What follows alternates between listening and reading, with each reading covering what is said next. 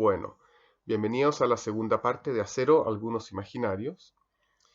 A continuación partiremos viendo algunos referentes históricos de la construcción en acero, para luego ir transitando hacia proyectos más contemporáneos.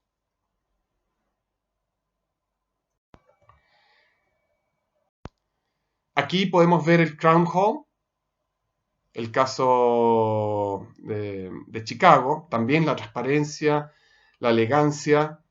Bueno, eso siempre es subjetivo, pero la transparencia y la rotundez y la claridad estructural. Yo puedo entender cómo el edificio funciona por su transparencia, puedo entender cómo está construido y cómo se soporta, porque veo la estructura, y puedo entonces entender su relación interior-exterior. Es decir, la tecnología constructiva, la dimensión estructural, pasa a ser el diseño de la obra, donde no tengo que ornamentar nada, sino que el edificio muestra su programa y por su dimensión tecnológica, entonces genera la fachada. Aquí aparece la Galería Nacional de Berlín, donde se sintetiza de mejor manera esa capacidad de lograr entonces la transparencia de un plano, la transparencia de la ciudad, la porosidad de la ciudad a través de esta transparencia que de nuevo no se puede lograr de otra manera que no sea con elementos esbeltos, sean capaces también de salvar grandes luces, en una, permitiendo a su vez, como dije anteriormente, una síntesis de diseño en el cual con pocos elementos se logran grandes virtudes y complejidades.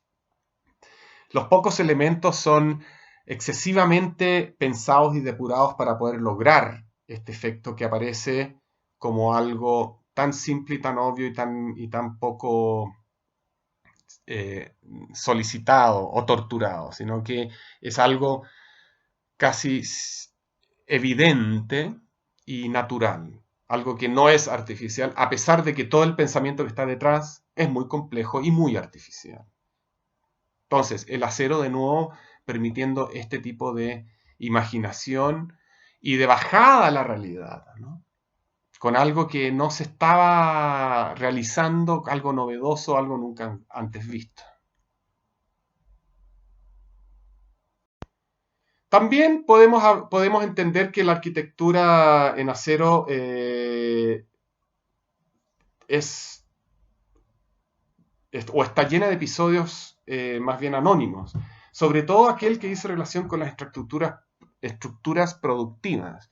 En este caso, podemos ver cómo la arquitectura industrial en acero también nos presenta un atractivo y una inspiración. Podemos ver la gran escala de las torres que tienen que ver con la extracción del petróleo en el mar, ¿cierto? Las bases petroleras, y cómo esta dimensión, esta escala también nos puede invitar a entender la presencia o la expresión corpórea de la tecnología y la construcción en acero. También podemos ver cómo la estructura en acero, siendo movilizada con fines muy cuestionables, como por ejemplo la guerra y la defensa y el ataque, también logra grandes escalas con una gran gracia y cómo define también el paisaje. Estos son el caso de las antenas de radio antimisiles rusos, ¿no?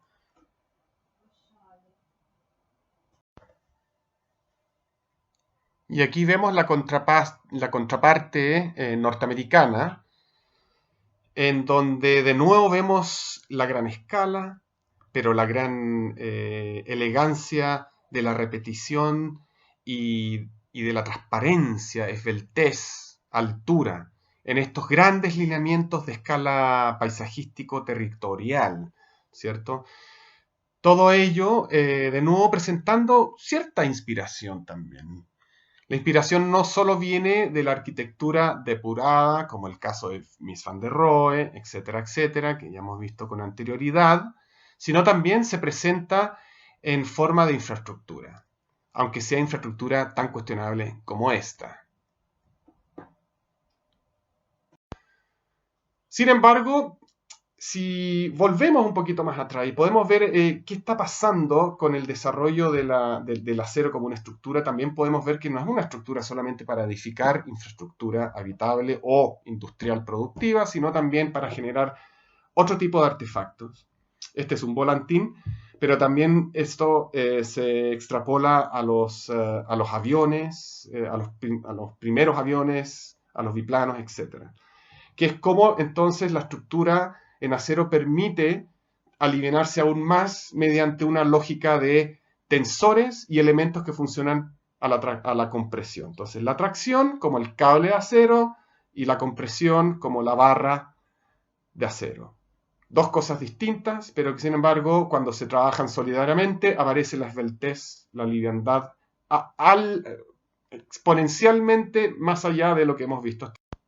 Quizás conviene traer el caso de Frei Otto, que en 1972 fue uno de los precursores de la arquitectura paramétrica, cuando diseña todas estas membranas tensadas, ¿no?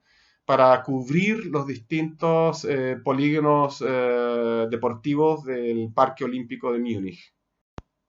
De nuevo, vemos estas membranas elegantemente tensas y livianas que cubren grandes espacios, pero que sin embargo introdujo de manera muy rotunda y clara el juego de la doble curvatura y de la superficie continua.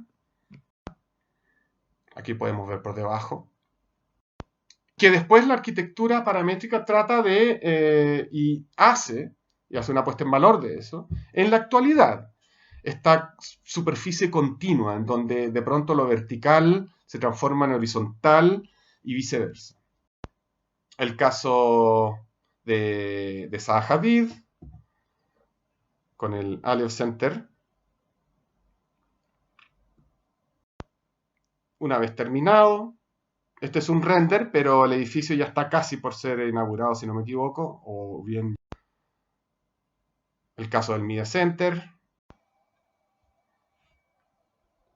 El Media Center de Phoenix, entonces, como un ejemplo de cómo se puede resolver a través de la arquitectura paramétrica esta constante superficie de doble curvatura del plano continuo, de cómo el pliegue de lo vertical de pronto se transforma en el horizontal, y esta continuidad morfológica entonces presentando grandes posibilidades de ficción y fantasía arquitectónica, nuevamente se logra con mayor facilidad y muchas veces únicamente a través del acero.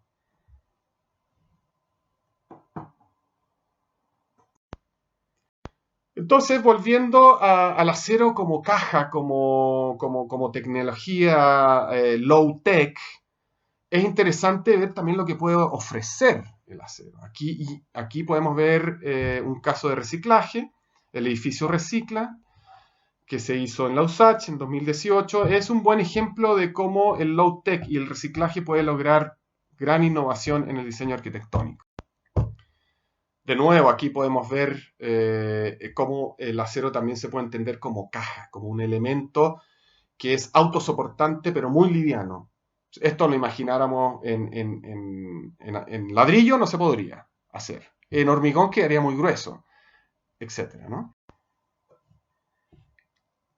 Otro ejemplo en el cual podemos ver cómo el acero se comporta como un elemento extriado a gran escala. Este podría ser perfectamente un perfil constructivo de acero, pero que de pronto se amplifica en escala y aparecen entonces como containers que pueden dar la posibilidad de lograr configuraciones complejas y atractivas, innovadoras.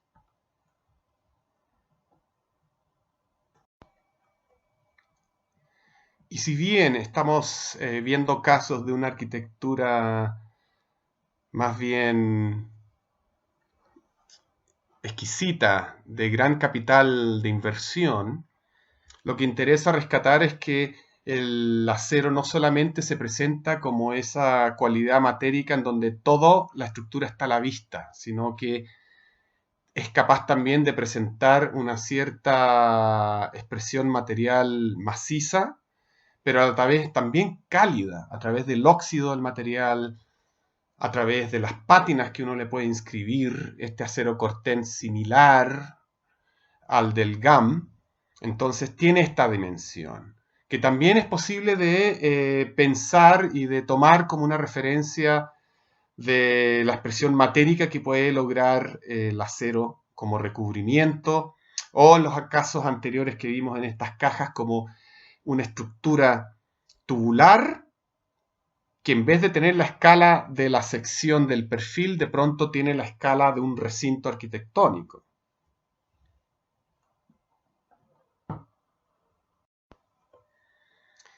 Entonces, recapitulando, la invitación de esta primera parte es entender cómo el acero fue gatillador de imaginarios que fueron conducentes a una obra extraordinaria, nunca antes vista, gatillante también a una forma de organización espacial que fue a su vez influyente en la manera de entender las relaciones humanas en la ciudad y a su vez de allí imaginar nuevas ciudades, nuevos tipos de ciudad, nuevos tipos de sociedad. Lo que quiero decir es que hay una condición presente en el acero que permite desafiar imaginarios, innovar a través de él. Entonces la invitación es justamente esa, no quedarse solamente con la idea de que el acero puede resolver estructuralmente un requerimiento arquitectónico, sino que también es la encarnación de una forma de poder imaginar cosas distintas y nuevas. La idea entonces es invitarlos a la segunda parte de esta presentación.